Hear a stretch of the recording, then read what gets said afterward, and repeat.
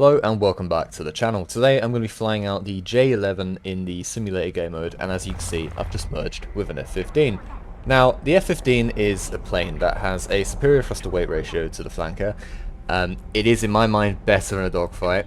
It's definitely got the better sort of energy retention and stuff like that. It maintains more of its speed in turns, but as you can see I'm in my second turn now, and I still have most of my speed in this thing, and that is because I'm not letting the speed drop below 400 knots. Now I'm at 500 knots, so that is around 900 kilometers an hour. 400 knots would be around 800 kilometers an hour, around that. And as you can see, I'm actually kind of maintaining a decent turn whilst maintaining the speed, and that's because with the way the flight model works in the flankers, once you get below 800 kilometers an hour, it becomes very, very easy to overpull the aircraft and just bleed all of your speed. It takes a lot of discipline below that speed to not, dump all of your speed in a single turn. And this is where the sort of, I think, the skill gap sort of comes in when flying this plane. Now, are you going to be safe? Is this thing going to outrate F-16s, F-15s even? Well, if the F-15 and the F-16 is flown correctly, then no, it shouldn't do.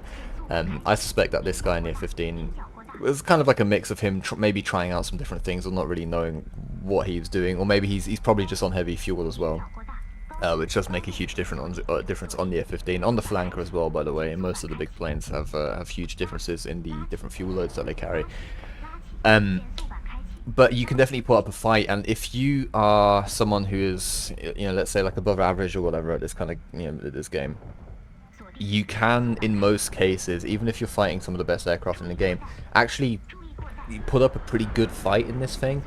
I feel like most people, when they think of the flanker, they think of like, oh, well, it just loses all of its energy in the first turn, and that's true if you just pull back on the stick as hard as it will go. It will bleed all of its energy, and you can get the nose round, and you can get like one, maybe two shots off if you're lucky, but after that, once the flanker's slow, it stays slow.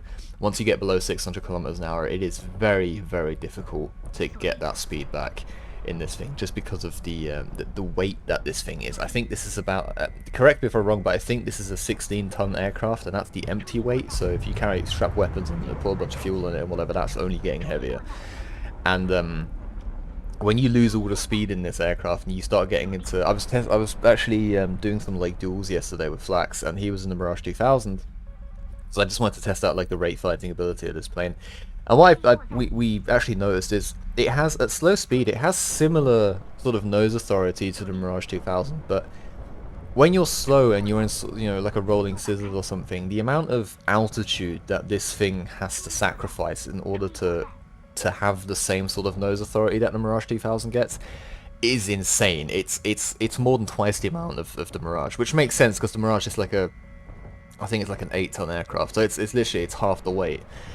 And that's just something that you need to sort of keep in mind when you fly this thing, is you need speed in order to stay alive, essentially, to stay in the air. I mean, it's with any aircraft, but the thrust isn't enough on this thing to sort of overcome its weight, if that makes sense. So you need to sort of use your momentum and your the drag mechanics and whatever like that this thing has, the energy retention, in order to sort of make your moves and stuff. By the way, I obviously use knots and feet in this game, which you can see in the top left of the screen.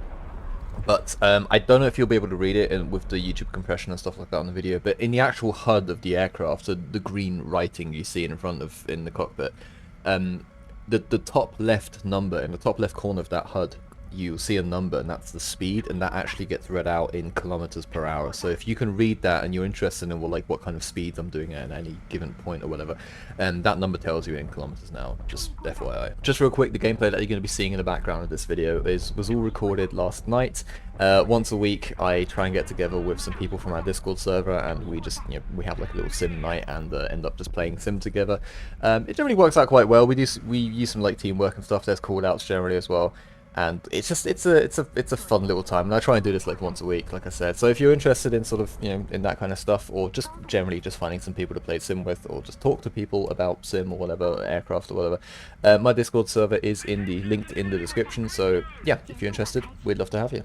But anyway, I was talking about the dogfighting performance of the J11. Now, will it outrate an F-16? Will it outrate an F-15? No, technically no. Will it outrate the Gripen? No. In fact, the Gripen, I would recommend, just if you see one, just stay the hell away from it, because even if it's an orangutan flying that thing, and you have like 2,000 hours experience in this game, and you've won esports tournaments and stuff, you're not gonna you're not gonna win against the Gripen in a dogfight. It's too good. It's too easy to fly, right? When it comes to anything other than that thing, and the person in the F-15 or the F-16 isn't necessarily as experienced as you, you may even have like a little bit of a skill advantage, let's just say.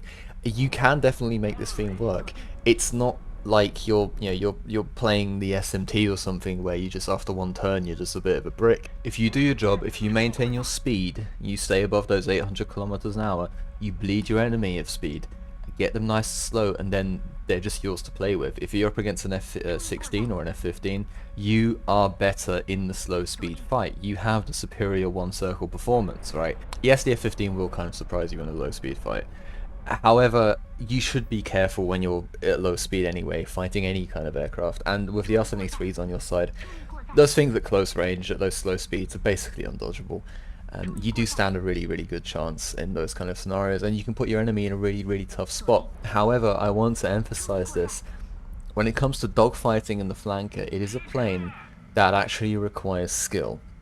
You actually need to know what you're doing. It's not like the Gripen where you just pull back and then the plane just does the rest, right, and it sorts you out. No speed control, no speed management, nothing. You don't need anything. Just tap that flare button and there you go.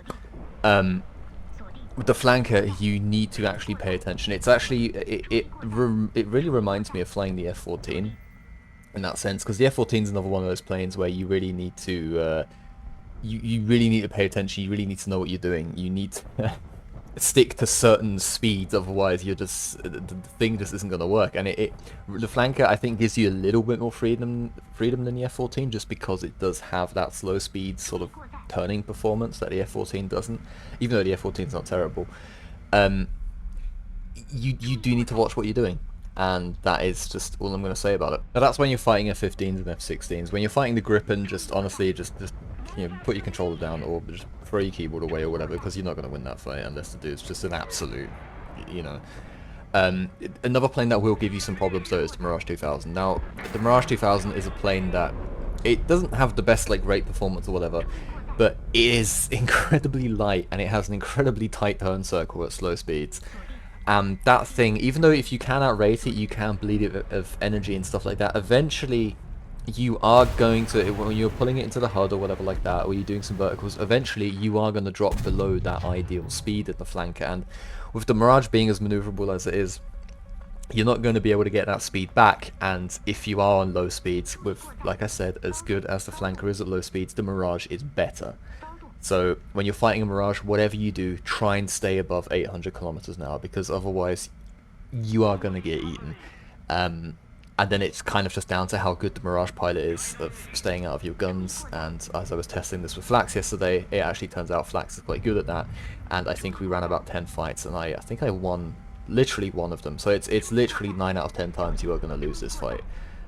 Well, I mean, in my experience, obviously, but you know what I mean. It is a very, very tough fight, and I think when it comes to fighting stuff like the Mirages and the Gripen, you have, at all times, you have 4 R-27 ERs on board, sometimes even 6, depending on what kind of loadout you take. Try and keep them at range. Try and avoid the merge. You should try and avoid the merge in the flanker anyway, just because this thing's advantage does kind of lie with the R-27s, I would say. The problem with that is that any player who really knows what they're doing, you're not really going to kill them with a radar missile, just because of the way the radar missile mechanics work in this game with the whole multi-pathing thing or whatever. If there is a determined Gripen or Mirage pilot sort of coming after you, hunting you down, like firing a bunch of R-27 ERs at them isn't going to stop them, right? That's just the way it is, and that is the downside of the flanker. That's why this is kind of it can be a bit of a struggle bus sometimes. But in the grand scheme of things, right, most of the time when you're playing this thing, most of the opponents that you're going to go up against aren't going to be Chuck Norris, they're not going to be Chuck Yeager or anything like that. That's 2 people that are called Chuck, that are like legends. I just realised that. Luckily, with the way the matchmaking works in Sim, because you generally, it's not like RB where everyone can basically face anyone. There are some like set sort of teams, like for instance USA, the UK and Israel will always get put on the blue side, and Russia, China, and Germany will always get put on the red side unless you're playing like some kind of prop matchmaker or something, but at top tier that's generally the case. And then you have the two nations like France and Sweden, which are the two nations with the Gripen and the Mirage. They can go on either side, so it is, if you're looking for a flanker match, I would highly suggest you find a match where you have Sweden and France on the red team, so on your side, because it's just going to make your life so much easier. Plus, with, I would say like America is still the sort of the best nation at top tier for sim at least. Their planes just have the best package, right? It's a very tough fight to fight America anyway. So I think just having Sweden and France on the red side just makes sense always. Generally, it means the games just last a little bit longer, because if they're on the opposite side and then the flankers have to fight the Gripen and the Mirage and the F-16 and the F-15, along with all of the AIM-9M spam that comes with those aircraft, as well as the situational awareness advantage that those planes have. It's like shooting fish in a barrel, except you're the fish. It's also no fun for the American team as well, in my opinion, because like obviously I've played on American teams as well, and what ends up happening is the red team just gets stomped on. Everyone leaves the match, and then you're just stuck with like some sort of 11v3, and that's no fun to play as well, even if you're on the side that has the more players, because you don't get any kills, right? Everyone's just fighting over every kill, and you don't end up really progressing, and your only option is to just give up and go bomb a base somewhere. It's not a fun experience, and that's why I think in general, regardless of what team you play on, you should always look for matches where Sweden and France are on the red side, just because it helps balance out the the lack of balance that we have at top tier right now. When it comes to maps, obviously I would say try and avoid maps like Denmark if you're playing on the red side. Try and avoid these flat maps like Sinai and Smolensk and stuff like that, because those maps are generally when there's no cover, right? There's nothing to really shield you from the enemy's radar, and with all of the American planes having these super good long-range, wide scan angle pulse Doppler radars that the Russians just don't have, in terms, they just don't have the same ability to find people that the Western planes do.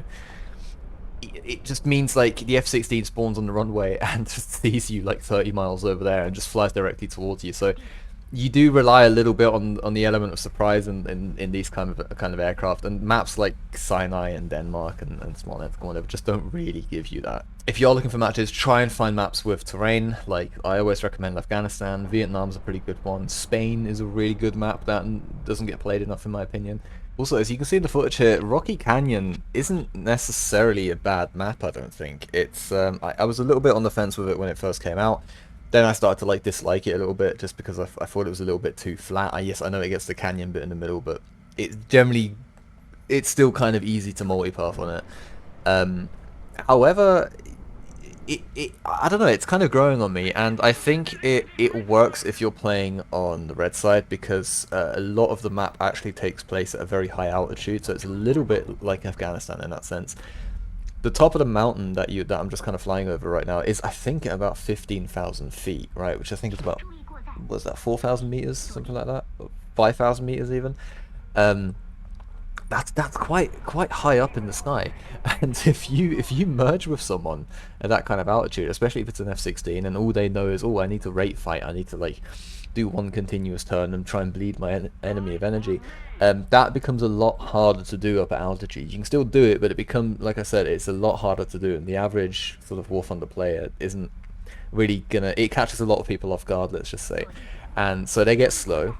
And then you're on a plane that has super good slow speed performance against someone who doesn't. So it can work, this map. It really can, especially for BVR as well. I think, like I did mention, multipath thing. If you stay above the mountain, the trees on this map are, there's something wrong with them, where I think they might be scaled up a little bit, like they're a little bit bigger than they should be.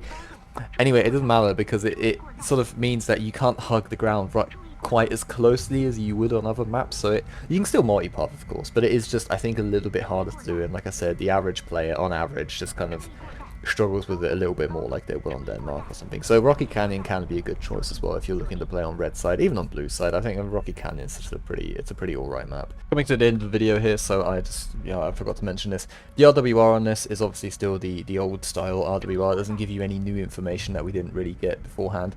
The problem with it is that you don't know if a ping that you're getting is from a friendly aircraft or an enemy aircraft, so it kind of you end up just sort of ignoring most of the pings anyway, because you can't react to every single ping, and that is a problem, and I think that should be changed. Other than that, I think we should these types of RWRs on the Russian planes, I think it's the SPO-15 or whatever it's called, should show you the signal strength.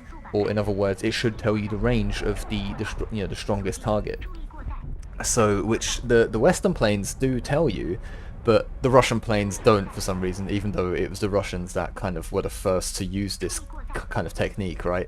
So, I don't know why Gaijin decided to give it to the Western planes but not the Russians. In my view, that is a little bit like, that is artificially holding back one nation over the other. In my opinion, right? Say what you want. But I think that needs to definitely be changed. So either the range thing and the I don't know if this is realistic, but please, I don't need to know if my friendly is pinging me on this radar. There needs to be some sort of IFF system or some way for the RWR to tell me that this is an enemy pinging me and not a friendly signal. Because with the way it is at the moment, there's no way to really prioritize threats in the Russian aircraft, and there is in the Western aircraft, and that is one really big reason why the red teams just get stomped right now. Anyway, when you have like 6 people working together, regardless of what team you're on, we also had a Gripen on our team which did pretty well, you do inevitably end up driving off the enemy team no matter what side you're on. And that's just the way it is in gaming, that's the way it is in War Thunder. I decided to come back, do a buttery smooth landing as always. Final score was 24-6, so I did die quite a few times, but that's just something that is due to the lack of situational awareness on the flanker, and that is just something that the Russian aircraft just kind of have to deal with. But yeah, all in all, I will say the J11, I haven't mentioned it in the video, but it's pretty much common knowledge. This is the exact same plane as the Russian flanker as well, by the way. If you didn't know that already. I think it's like 300 kilograms heavier or something like that, I've heard, but do you notice it? No. If you hadn't have told me, I would have never have guessed, kind of thing. So yeah, if you're interested in the Discord, if you're interested in sort of finding some people to play with and joining a sim-orientated Discord server, then we would love to have you. Link is in the description. Other than that, guys, I think that pretty much covers everything I wanted to say, and I hope you enjoyed the video. Give the Chinese tech tree a good go, and yeah, I'll see you in the next one. Cheers.